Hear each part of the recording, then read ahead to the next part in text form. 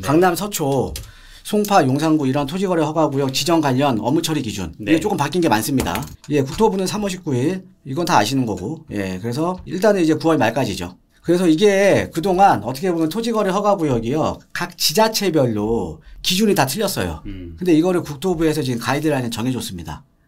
주택 취득 후의 입주 시기는 자 토지거래 허가구역 내 주택을 취득하는 경우 우리가 2년간 실거주 하셔야 되죠.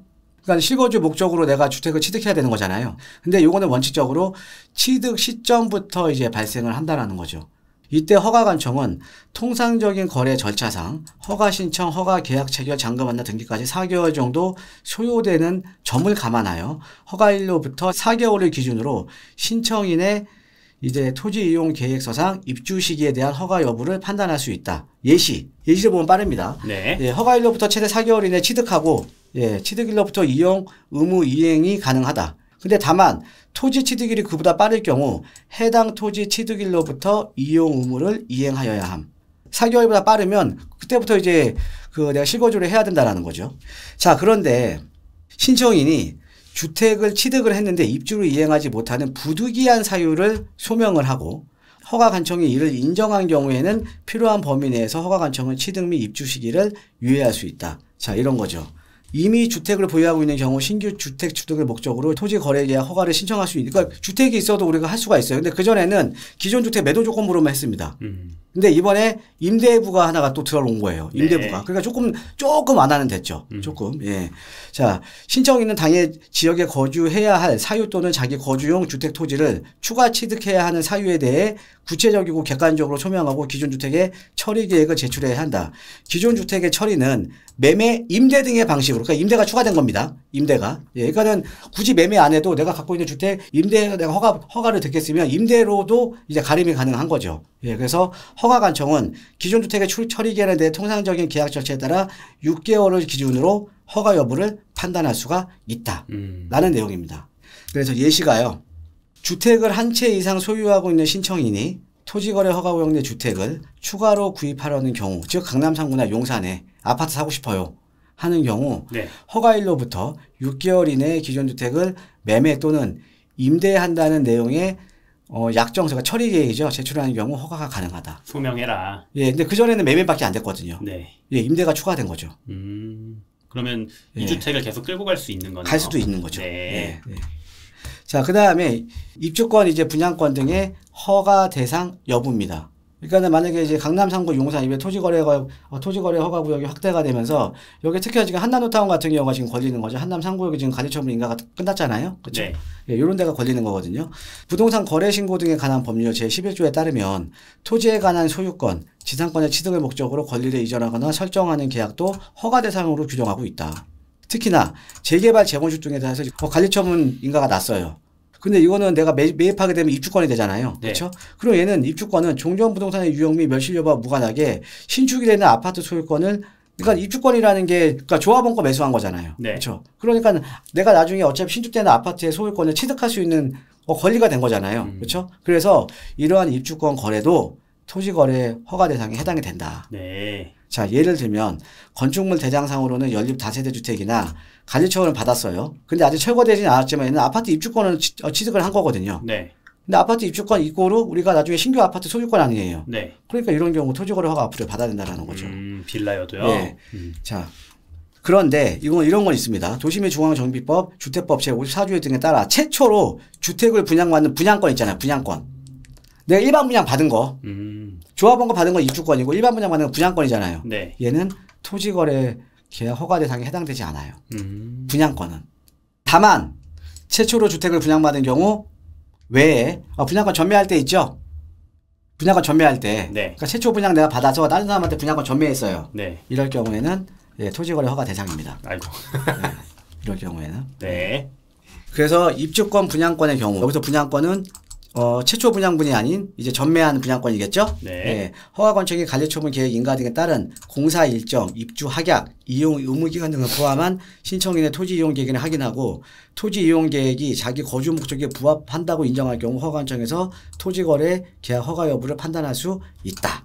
예, 그래서 예시 입주권 분양권 매수자가 허가 신청 제출한 토지 용지에 신축되는 아파트가 준공되는, 그러니까는 사용 승인이겠죠. 사용 승인, 실제 입주 가능 시기, 실제 입주 가능, 보통 우리가 이제 사용 승인 먼저 나고 나중에 준공 떨어지잖아요. 그렇죠? 예, 2년간 실거주를 하겠다라는 확약을 하는 경우에 허가가 가능하다. 예.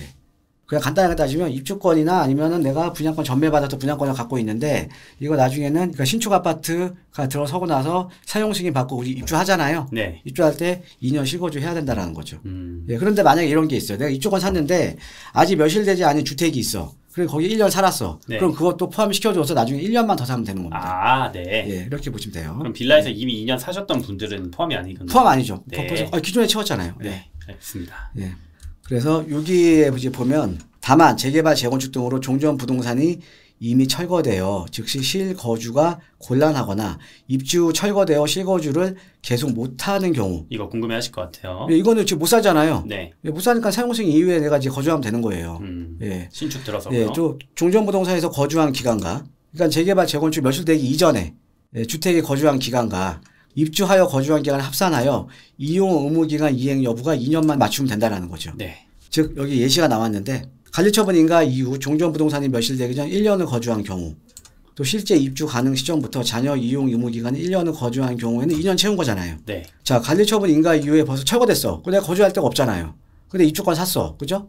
예, 그러면은 준공 이후에 실제 입주 가능 시점부터 2년간 거주 확약을 받아야 허가가 가능하다라는 거죠. 아, 네. 예, 이렇게 보시면 될 것 같습니다. 네. 예, 예. 자, 그래서 이번에 그 토지거래 허가구역과 관련해서 지금 2년 실거주 요건이라든가 입주권, 이게 사실은 강남이라든가 송파라든가 서초라든가 용산, 성동 이거에 따라서 다 틀렸거든요, 가이드라인이. 그런데 이게 이번에 국토부에서 이제 가이드라인이 나와주면서 이거에 대한 혼선은 앞으로 좀 많이 줄어들 걸로 좀 보입니다. 자, 토지거래 허가 이후에 아파트값, 거래량 진정세, 풍선 효과도 조금 미미하다. 자, 토지 확대 제시 전후 서울 아파트 거래량과 거래 금액은 뚝 떨어지면서 급속도로 과열이 식었다. 뭐 당연한 거겠죠. 예. 우려했던 풍선 효과는 예상보다는 크지 않다. 예. 하지만 토지가 장기화가 되면 실수요자 입장에서는 어떻게 보면 거주 이전의 자유를 제한받잖아요, 지금. 그렇죠. 또 이거에 따른 이제 거래 절벽이 또 일어나는 거고, 또 전세 매물은 안 나오겠죠. 실거주는 무척밖에 안 되니까. 네. 네, 전세 매물 축소로 인해서 임대차 시장은 당연히 부담을 느낄 수밖에 없는 거고. 그 다음에 이번에 이제 보셨듯이 토지거래 허가구역을 묶이면 잠잠, 토지거래 허가구역 풀리면 폭등. 그렇죠. 이런 비정상적인, 어떻게 보면 이제 주택시장 같은 경우도 규제는 어느 정도는 해야죠, 당연히. 네. 해야 되는데 너무 비정상적이고 너무 강압적인 규제는요, 이렇게 시장을 비정상적으로 몰고 갑니다. 그렇죠. 토지 재지정 후에 거래 뚝 뭐 드라마틱합니다. 이게 몇 프로가 떨어진 거예요? 예, 강남구 같은데 700건 거래되다가 4월 달에 7건. 야. 서초구 231건 거래되다가 아직까지 신고된 건 0건. 야. 예, 용산구는 210건 거래되다가 1건. 100분의 1. 예. 자, 근데 이거 보면 뭐 느끼시는 거 없습니까? 저 이거 보고 많이 느꼈는데 또. 어떤 걸요? 그 전에 꾸준하게 사람들이 관심을 갖고 있는 지역 아니에요. 아, 네. 뚝 줄었죠. 근데 그쵸. 이게 가요 수요가 없어진 게 아니라는 거죠. 그러니까 풀리면 또 폭발적으로 거래량 늘어나는 겁니다.